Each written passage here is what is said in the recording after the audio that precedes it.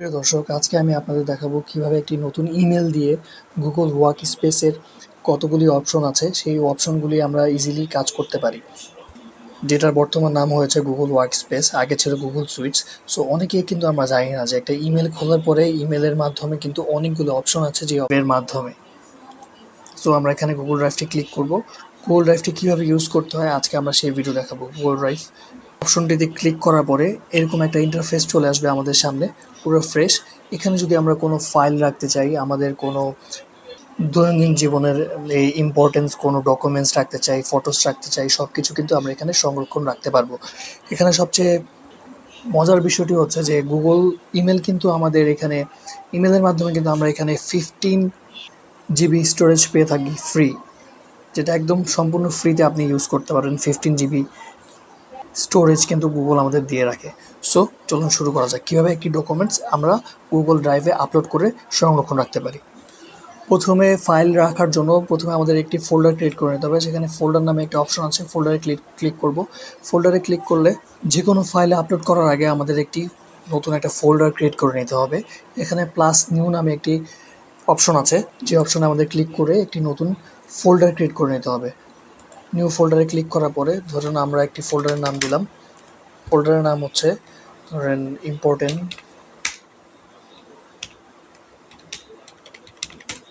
নামে একটা folder create করলাম জাস্ট আপনাদেরকে দেখানোর জন্য। এখানে ক্রিয়েট দিলে আমাদের ফোল্ডারটা ক্রিয়েট হয়ে যাবে। তো ফোল্ডারে ক্রিয়েট হয়ে যাওয়ার পরে আমরা রিফ্রেশ বাটনে ক্লিক করবো একটা। রিফ্রেশ বাটনে ক্লিক করার পরে আমাদের ফোল্ডারটা কিন্তু ক্রিয়েট হয়ে গেছে অলরেডি। ইম্পর্টেন্ট নামে ফোল্ডারটা কিন্তু ক্রিয়েট হয়ে গেছে। এখন আমরা যদি এই ফোল্ডারের মধ্যে ক্লিক করি ইম্পর্টেন্ট, আমাদের অলরেডি ফোল্ডারটা কিন্তু ক্রিয়েট হয়ে গেছে। ফাইল আপলোড করার পর কিন্তু সাথে সাথে আমাদের ফাইলটি কিন্তু আপলোড হয়ে গেছে। এই দেখতে পাচ্ছি আমাদের আইএলটিএস ভোকাবুলারির পিডিএফ ফাইলটি। ওপেন করে যদি দেখতে চাই তাহলে কিন্তু দেখতে পাচ্ছি যে আমাদের ফাইলটি কিন্তু সম্পূর্ণ এখানে আপলোড হয়ে গেছে। আপনারা এই ফাইলটি জাস্ট যদি আপনাদের ফোনে অনলাইনে নেট থাকে, আপনাদের একটা ফোন থাকে, আপনারা যেখান থেকে ওয়ার্ল্ডের যেখান থেকে খুশি এই ফাইলটি ওপেন করতে পারি গুগল ড্রাইভের মাধ্যমে। এভাবে যদি আমরা চাই এই ফাইলটি শেয়ার করতে কারোর সাথে, তো শেয়ার উইথ মি যদি ক্লিক করি, শেয়ার উইথ মিতে ক্লিক করার পরে আপনারা চাইলে কিন্তু এই ফাইলটি খুব অনায়াসেই মানুষের সাথে শেয়ার করতে পারবেন, আপনার ফ্রেন্ডসদের সাথে, কলিগসদের সাথে, যাদের সাথে প্রয়োজন শেয়ার করতে। এই 3 ডটে মেনুতে ক্লিক করলে এখান থেকে ডাউনলোড করতে পারবেন। তারপরে আপনারা এখান থেকে শেয়ার করতে পারবেন মেলের মাধ্যমে, কপি লিঙ্কের মাধ্যমে শেয়ার করতে পারবেন। শেয়ার করলে কিন্তু সে আপনার গুগল ড্রাইভের অ্যাক্সেসটা পেয়ে যাবে, এই ড্রাইভের এই ফাইলটি দেখতে পারবে। সো এইভাবে কিন্তু আপনারা একটা ফাইল আপলোড করে আপনাদের প্রয়োজনীয় ফাইল, প্রয়োজনীয় ডকুমেন্টস এখানে ড্রাইভের মধ্যে রেখে আপনারা কাজ করতে পারেন। এই ছিল ড্রাইভের অপশনস। ড্রাইভে কীভাবে আপনি একটি ফাইল আপলোড করে আপনার ডকুমেন্টসটা সংরক্ষণ রাখতে পারেন। আমরা যদি আরও অ্যাপসে যাই, এখানে আছে হচ্ছে আপনার গুগল ডক্সে যদি ক্লিক করি আমরা কিন্তু মাইক্রোসফট ওয়ার্ডের মতো আরেকটা ফাইল পেয়ে যাবো গুগল ডক্স নামে। সো গুগল ডক্সে কিন্তু আমরা বিভিন্ন ধরনের কাজ করতে পারি। অফিসিয়ালি যারা স্টুডেন্টস আছে তারা কিন্তু গুগল ডক্সে কাজ করতে পারি আমরা। গুগল ডক্সে ক্লিক করার পরে এখানে কিন্তু ব্ল্যাঙ্ক ডকুমেন্ট নামে একটা ডকুমেন্ট আছে। এখানে আমাদের প্লাস বাটনে ক্লিক করতে হবে। ক্লিক করলে আমাদের নতুন ফাইলটি ওপেন হয়ে যাবে।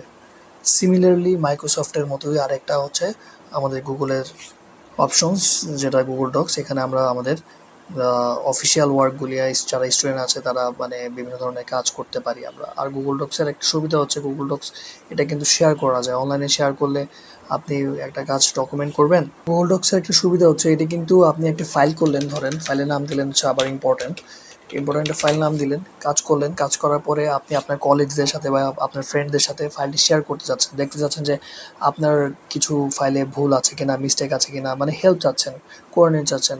তো আপনি শেয়ার করে আপনার ফ্রেন্ডদের সাথে শেয়ার করতে পারবেন ফাইলটি। শেয়ারে ক্লিক করার পরে এখানে আপনার ফ্রেন্ডের ইমেল অ্যাড্রেস দেওয়ার পরে সেখানে শুধু আপনি রেস্ট্রিক্টেডে দিয়ে দিবেন যে এনিওয়ান উইথ দ্য লিঙ্ক। এটা ক্লিক করার পরে আপনি যাকে লিঙ্কটা শেয়ার করবেন সেও কিন্তু সেম আপনার মতো ওনারশিপ একটা পেয়ে যাবে। সেও আপনার সাথে এডিট করতে পারবে, এখানে কাজ করতে পারবে। সো আপনারা এখানে একসাথে অনেকজন মিলে কাজ করতে পারবেন। সো এটা আমার কাছে গুগল ডক্সের একটা খুব ইম্পর্ট্যান্ট একটা ফিচার্স মনে হয়েছে। সো এটা আমার কাছে খুব ভালো লেগেছে। আপনারা গুগল ডক্সটি ইউজ করে দেখতে পারেন এভাবে। তো আজকের ভিডিওতে জাস্ট আমরা আপনাদেরকে গুগল ড্রাইভে কীভাবে একটি ফাইল আপলোড করতে হয়, গুগল ডক্স সম্পর্কে নর্মাল একটা ধারণা দিয়েছি। আশা করি সামনে আরও এগুলি নিয়ে এলাবোরেটলি আপনাদের সাথে ভিডিও করব। আশা করি ভিডিওটি ভালো লেগেছে। ভিডিওটি ভালো লাগলে সাবস্ক্রাইব করে, লাইক করে, কমেন্ট, শেয়ার করে সাথে থাকবেন। Thank you.